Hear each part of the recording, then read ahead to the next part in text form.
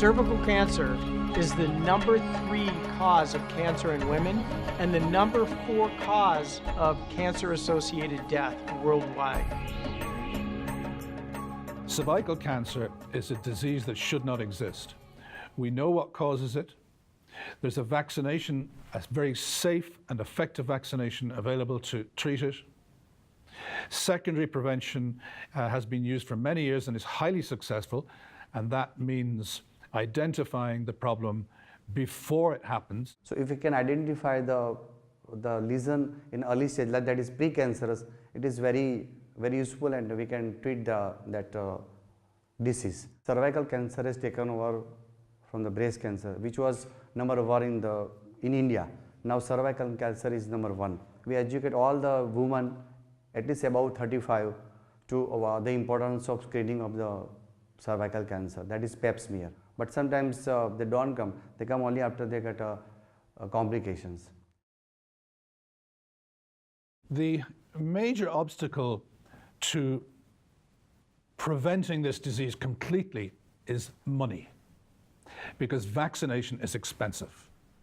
It's so expensive for low and middle income countries at this point in time that the prevention of cervical cancer depends on secondary prevention strategies. Secondary prevention strategies are those whereby you recognize an abnormality in a small piece of skin on the neck of the womb, and you excise or destroy that piece of skin. Well, our student teams right here at the University of Utah came together, partnered with industry, and came up with a single, high-quality and global solution to preventing cervical cancer. Our team started working on this problem specifically because we met with an industry mentor who approached the Center for Medical Innovation. Dean Wallace saw that there was a big need for preventing cervical cancer in women. Synluma is a device we developed for treating precancerous lesions of the cervix. It's a really simple design. So basically it uses heat to ablate or destroy precancerous lesions in about a minute. I brought this into a project for the bench to bedside because I knew John Langell and his program had done some very innovative things. And I thought this would be a great project for students to learn on, as well as to come up with some unique approaches. The Center for Medical Innovation was created formally about 4.5 years ago, and it was really meant to be a resource to help our students and our faculty innovate and invent new technologies to create low-cost, high-quality healthcare solutions. We quickly found that it wasn't just being able to teach them how to do it through formal and informal education programs, but we had to resource them. We had to give them access to critical products and services necessary to perform in this really unique space. So here at the Center for Medical Innovation, we are expert networkers. And we use this to pair our students with faculty, with researchers, with companies outside of the university. We try to leverage all of these resources to accelerate innovation. Some of the most interesting parts of innovation, where the spark really lies, is at that interface between areas of expertise. And so when you bring together people who have a healthcare or medical background with people who come at it from an engineering perspective or computer science perspective, and then throw in a little bit of that extra business school, common sense, practicality, you create new ideas and new opportunities that are otherwise really unimaginable to each of those individual groups. So here at the University of Utah, we are very fortunate to have that highly collaborative spirit here. And that really helps to explain why our students are able to come up with some really brilliant new ideas. Those kind of ideas that everyone, when they hears about them, thinks, oh, that's so simple. Why hasn't anyone else come up with this before? But it's because they're coming from different perspectives, and then there are these little sparks of creativity just fly. And I just love that about the center here. So oftentimes our teams are composed of medical students, business students, engineering students, faculty, researchers, doctors, and when we put them together in the same room, and everyone's excited about solving some problem, we get results. We have seen, just in the last 4 years alone, over 48 student companies start up. We've seen 152 new technologies develop in the healthcare sector, and over 90 patents have been filed by our students and faculty working together. There's only so much you can learn by hearing, you can learn by reading. You need to learn by doing. And when you learn by doing and you meet a challenge, it's not, well, what do I read next? It's, how do I find an actual solution to this problem that I'm facing right now?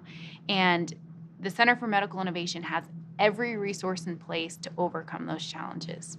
If you have a problem with regulatory, you can meet with a regulatory expert. If you have a problem with prototyping, you go to the lab and there's an engineer in there willing to sit and work with you and help you to develop your device.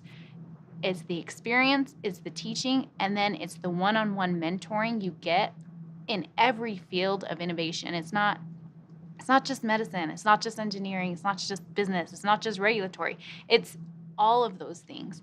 And there are people in each one of those fields that dedicate their lives to learning and becoming masters of that material. And when you have access to a person like that, that's invaluable. We have a simulation and testing space. We use it for training surgical residents in robotic surgery. And we also use it to evaluate some of our technologies, where we do usability studies, where we invite end users to come and test, to touch, to feel, evaluate our devices. We have lots of 3D printers. We have a CNC mill. We have a 90-watt laser cutter, bandsaw drill press, kind of everything that you would need to prototype. And this allows students to do feasibility, to do design development. So we created the Therapeutic Games and Application Lab. We call it the GAP Lab. And the GAP Lab brings in amazing students from EAE, or Entertainment Arts and Engineering. These are students who know how to code software technologies, producers who bring coders and designers together to ensure that what they're creating are absolutely outstanding quality and engaging for the patient. In order to facilitate and create the student innovator in this space, we give them the tools necessary to go through the entire innovation process, from concept to commercialization. There are some technology innovations out of the Center for Medical Innovation that really are favorite to mine. And one of those is Sinluma. We put together an interdisciplinary team of amazing students who had been specifically educated in the innovation programs that we teach here. They first spent time understanding the problem and then really understanding the landscape. Their solution had to be effective, it had to be low cost, it had to be portable, and it had to be electrical grid independent, because not everywhere are they going to have access to electricity to do this. And in a matter of just 8 short weeks, they went from understanding the problem to developing a fully functional prototype. 18 months after they started to solve the problem, the technology developed by these students is being used on 3 continents to treat patients and to prevent cervical cancer. It was a truly amazing opportunity to watch our team do something at a rapid pace that's having global impact. There's so much disease in low and middle income countries that we can't do anything about, or that it's hard to do anything about. Cervical cancer is something that we really can do something about, and that we can prevent completely. Anything that improves the delivery of preventive health services is to be applauded, and that's why I think Sinluma is a good device. The Center for Medical Innovation could focus on specific areas of application, like global health, like creating extremely affordable technologies for the third world to provide health care for people who otherwise can't be served, and then using some of that technology and bringing it back to the U.S. for truly disruptive technology here at home.